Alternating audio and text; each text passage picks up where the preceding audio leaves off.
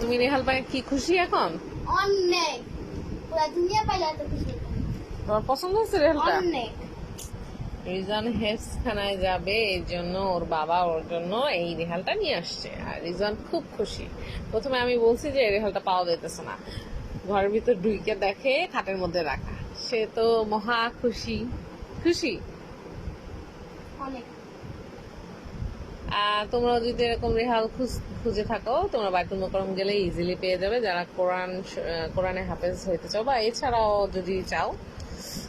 তো এই জন্য তোমাদের সাথে শেয়ার করলাম। এটা খুবই ইয়া করা, বার্নিশ করা, ডিজাইন করা, কারুকাজ করা, সো ইটস লুকস সেই সেই সেই জোস। ও রিজান বলছে জোস, তাই না বাবা? মাত্র মাদ্রাসা থেকে আসছে। আর এটা অনেক বড় একটা রেহাল, হ্যাঁ। পুরো শিপ রাখতে খুব ইজি হয়, আর পরতেও খুব আরামদায়ক।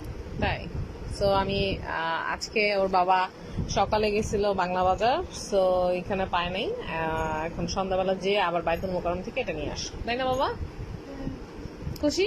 অনেক। আল্লাহ হাফেজ দিয়ে দাও সবাইকে। আল্লাহ হাফেজ।